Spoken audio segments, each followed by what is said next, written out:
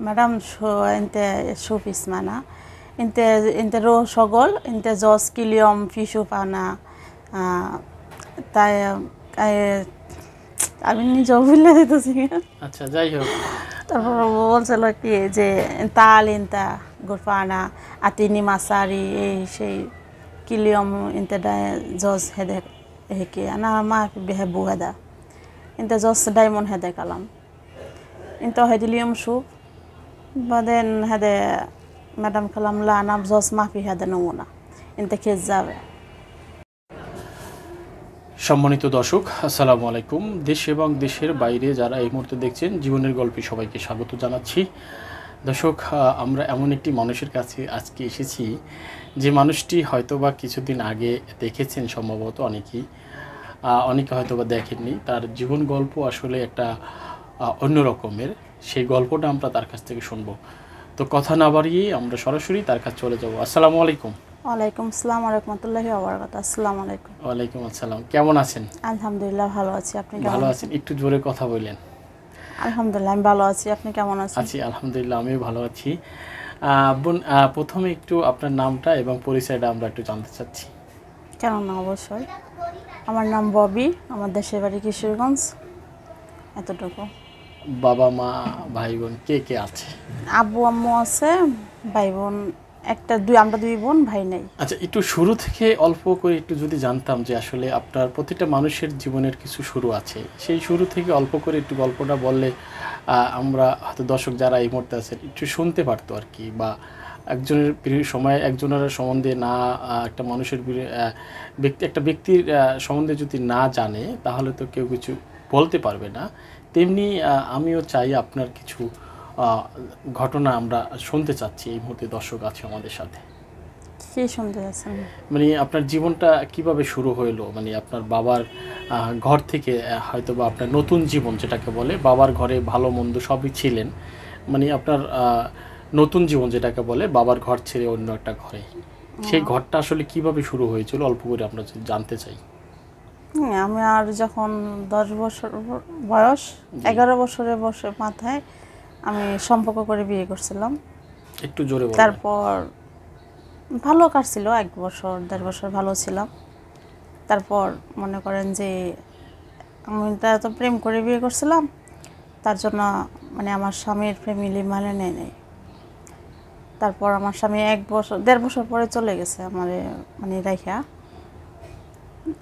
চলে গেছে পরে আমি কি করব বাপ মার কাছেও থাই পাই না তারপর স্বামী যাওয়ার পরে আমি আবার গেছিলাম ওর বাসায় ওর বাড়িতে যাওয়ার পরে শুনলাম যে ও বিয়ে করে ফেলছে তো যেহেতু বিয়ে করছে তো আমার তো আর কিছু করার নাই তো আমিও চলে আসছি একটু জোরে বলেন আমিও চলে আসছি আসার পরে আমি আবার নতুন করে মানে বাহিরে যাওয়ার চিন্তা ভাবনা করছিলাম যে বাহিরে যাব তারপরে 1.5 বছর ঘুরে আমি বাহিরে চলে গেলাম আচ্ছা এতটুকু আমার জীবনের গল্প মানে আপনি দেশের বাইরে গিয়েছিলেন জি স্বামীর ঘর ছেড়ে জি মানে সংসারটা কেন করতে পারেননি বোন একটু যদি বলেন আমি সংসার করতে পারি না এই জন্য মানে সম্পর্ক করে বিয়ে করছি তো স্বামীর ফ্যামিলি মেনে নেয়নি মানে শ্বশুর শাশুড়ি মেনে নেয়নি জি কতদিন ছিলেন 1.5 বছর 1.5 বছর স্বামীর সংসারে সন্তান তো অবশ্যই ছিল হ্যাঁ আচ্ছা তো তাদেরকে রেখে প্রবাসে আসলে হট করে ডিসিশন এই পরামর্শটা কে দিয়েছিল কি করবো ভাইয়া প্রবাসে যাইতে হতো যেহেতু আমার একটা ভাই নাই আমরা বাবা বুড়া মানুষ আমার বড় বোনের বিয়ে হয়ে গেছে ওর স্বামীর কাছে থাকে তো আপনারা তো জানেনই একটা মেয়ে বিয়ে হওয়ার পরে স্বামীর ঘর থেকে যখন বাপের বাড়িতে আসে তখনই পূজা হয়ে যায় আর আমার একটা ভাই নেই আমার বাপের সংসার তারপর আমি চিন্তা ভাবনা করলাম যে সব মহিলারই তো বাহিরে যায় দেখি আমি একবার যাই কিছু করতে পারি কিনা তো গেছিলাম কপাল ভালো না কিছু করতে পারলাম না কেননা 10 জনের মতো আমি ছিলাম না কেন 10 জন যেরকম আমি এরকম না যেমন 5টা হাতের আঙ্গুল এক সমান না এরকম আমিও ছিলাম না তার জন্য মানে টিকতে পারলাম না প্রবাস কতদিন ছিলেন এই 1.5 বছর 1.5 বছর কি বিষয় গিয়েছিলেন হাউস বিষয় কেন টিকতে পারেননি টিকতে পারি নাই মানে ভালো না বলতে ম্যাডামের স্বামীটা একটু অন্যরকমের ছিল, তার জন্য টিকতে পারিনি। কি বলতো সে? কি বলতো না, মানে হাত ধরে টানাটানি করতো, এটা করতো ওটা করতো, কিন্তু এটা আমার পছন্দ না। তো ম্যাডামের কাছে 1-2 দিন বলছি, ম্যাডাম এত একটা গুরুত্ব দেয় না। তারপরে পলাইয়া চলে আসছি, আসা খালি বালি ছিলাম 1-2 মাস, তারপরে পুলিশে ধরে ফেলাইছে, পরে বাংলাদেশে চলে আসছি। আপনি ভাষা জানতেন? অবশ্যই। কি বলছিলেন ম্যাডামের কাছে একটু আমরা জানতে চাই সেই ভাষায়। এই ভাষাটা বলবো? হ্যাঁ জি বলেন। ম্যাডামরে বলছিলাম যে ম্যাডাম ইনতে জজ মাফি ইয়া আইন মাফি Hilo ain ma fi zen hada kul yom fi shop mishnana কালাম তালি গোরপানা এই এরকম আর কি। এটার অর্থ কি? এটার অর্থ হয়েছে কি, মানে হ্যার জামাইয়ের চোখ ভালো না, আমার দিকে শুধু তাকায় থাকে। তারপরে ঘরের কথা বলে যে তালি গোরপানা, মানে হ্যার ঘরে যাইতাম, হ্যাঁ আমার সাথে খারাপ কিছু করতো। একটু জোরে কথা বলেন, মানে আপনি যে কথাটা বলছিলেন তাল, তাল মানে কি? তালি মানে আয় আমার ঘরে আয়, মানে হ্যাঁ ডাকতেছে, হ্যাঁ ঘরে যাইতাম। আচ্ছা, তো যখন ম্যাডামকে এই কথাগুলো বললেন তিনি কি বললেন আপনাকে?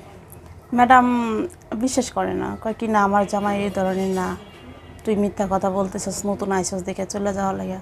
আমি কই না, তুই খেয়াল করে দেখ আমার তোর জামাই এরকম করে, কিন্তু সে বিশ্বাস করতেছে না। কিভাবে বলছিলেন তার সাথে? সেই ভাষাটা একটু আমরা জানতে চাচ্ছি, আরবি ভাষায় বলছিলাম, তারপর আমি আর কিছু বলিনি। আচ্ছা, এটা কতদিন পর থেকে শুরু হয়েছিল আপনি যখন গিয়েছিলেন? যাওয়ার 2-3 মাস পর। 2-3 মাস পর আপনাকে ভালো লেগেছে তাকে? উনি কি সৌদিয়ান ছিল? না, জর্ডানি ছিল। জর্ডানের? হুম মানে জর্ডান দেশি হুম। নাকি আমার বাংলাদেশি? না না, আচ্ছা, কে নিয়ে দিয়েছিল আপনাকে বোন? আমি অফিস থেকে গেছিলাম। আচ্ছা, পরে অফিসকে কি কমপ্লেন দিছিলেন? অফিসের কাছে এটা কমপ্লেন দিলে অফিসে কোনোদিনও মাইনা নিব না, কেননা আমরা 2 বছরের কন্ট্রাক্টে যাই, তো কন্ট্রাক্টটা পূরণ করতেই হবে। মানে যত কমপ্লেন দেন এটা মেনে নেবেন অফিস? না। যদি আপনার সহ্য না হয় একেবারে, তাহলে আপনি নিজে আসতে পারবেন, এখানে কোনো বাধা নেই। আসতে পারবো কি, ম্যাডাম যদি ভালো হয় তাহলে টিকিট করে দেয়, আর যদি ম্যাডাম ভালো না হয় তখন তো কষ্ট করে বাধ্যতামূলক থাকতেই হয়। তো আমি থাকি নাই, আমি পলাই 2-3 দিন ম্যাডামের কাছে অবজেকশন দিয়েছি, তো ম্যাডাম এটা পাত্তা দেয় না। তারপরে আমি পলাই গেছি আর বাসা দিয়ে। পলাই যে মানে আরও বাঙালি আছে অনেক, জর্ডানে খালি বালি কাজ করে, তো ওদের এখানে গেছি। ওদের এখানে যাওয়ার পরে 2-3 মাস আসছিলাম, তারপরে পুলিশে ধরে ফেলাইছে, পরে চলে আসছে।